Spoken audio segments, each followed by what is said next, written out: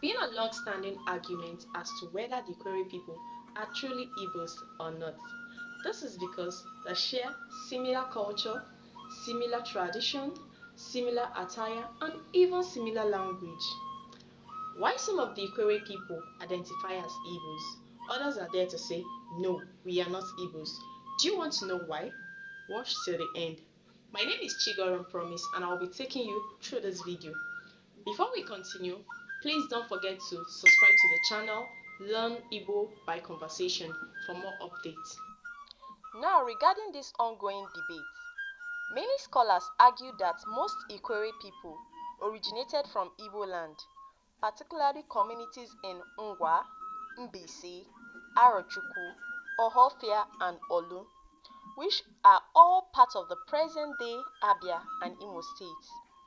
These groups are believed to have migrated over time and settled in the Niger Delta, where they became known as the Ikwerre. Their language, custom, and tradition remain closely linked to those of the Igbo, leading many to conclude that Ikwerre are part of the larger Igbo ethnic group.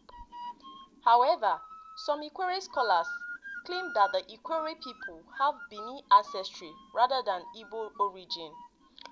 Dr. Kachukwu, in a recent interview with the Ikwerre TV, argues that Ikwerre evolved separately, influenced by trade, intermarriage, and historical migration. He also suggests that many Igbo individuals in Ikwerre land were originally slaves who were meant to be shipped through the Bight of Biafra during the transatlantic slave trade, but remained in the region after the abolition of slavery.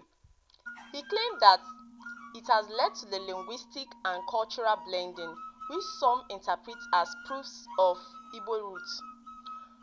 Dr. Kachukwu also added that his 3 children do not bear Igbo name, rather they bear purely Ikwerre name, which left many wondering if it was his mother that actually gave him his own name, as it is clearly an Igbo name. Similar argument has also occurred with prominent figures in Ikwerre land, such as Mr. Rotimi Chibike Amechi, the former governor of Rivers State, and Mr. Nyesom Wike, the present Minister of FCT. While Mr. Amechi did not give a proper stand on whether he is Igbo or not, Minister Nyesom Wike gave a disclaimer and insisted that even his name, Nyesom Wike, which many felt had an Igbo meaning, Onyesom, who is with me, and child of strength, Wike, is purely Ikwerre and not an Igbo name. He was still given the title Dikoha, which is still an Igbo name. This made many wonder if it was merely a result of historical circumstances rather than a shared ancestry, or maybe for political and economic reasons.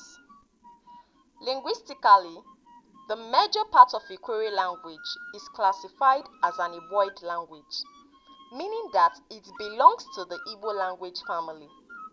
Many Ikwerre words and phrases are almost the same as the Igbo language, and their grammar and sentence structures are nearly the same as well. Names like Nwachukwu seems to be written as Wachukwu in Ikwerre, and both actually have the same meaning.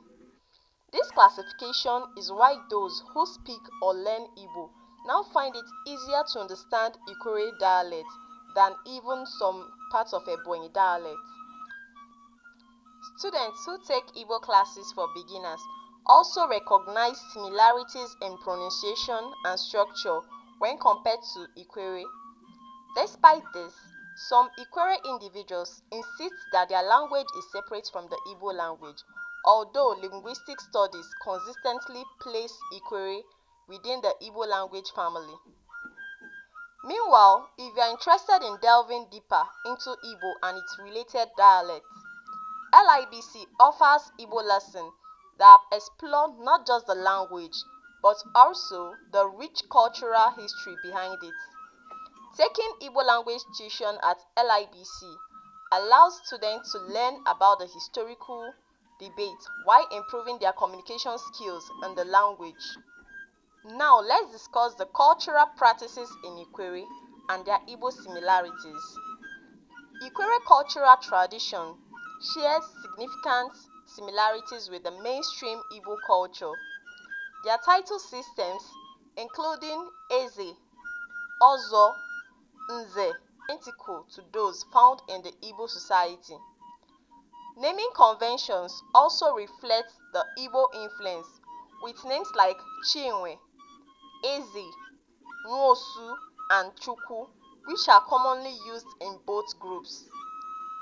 Masquerade tradition further highlights their connection, as Ekpe, Owu, and Omenoko masquerade in Ikwerre mirror those performed in Igbo communities. Additionally, burial and marriage rites in Ikwerre closely follow the Igbo customs, including the bride price payment, reinforcing their deep cultural ties. Now let's talk about the influence of war and politics on the Ikwerre identity. While historical and linguistic evidence strongly suggests that Ikwerre are part of the Igbo ethnic group, political and economic factors have contributed to the perception of a separate identity. Before the Nigerian Civil War of 1967 to 1970, the Ikwerre were politically linked to the larger Igbo-speaking region. However, the war and its aftermath changed this drastically. During the war, the Bight of Biafra, now called the Bight of Bonny, was Biafra's only access to the Atlantic Ocean, and the Port Harcourt Ikwerre land was Biafra's main oil-producing region. Because of this strategic and economic importance of the Bight of Biafra, the government sought to separate the Ikwerre from the larger Igbo population, encouraging them to adopt a distinct identity. After the fall of Port Harcourt on May 19, 1968, many Ikwerre people suffered mass displacement, starvation, and violence. Some of them felt betrayed by the Biafran leadership, believing that the Igbo elites had put them in the harmful way.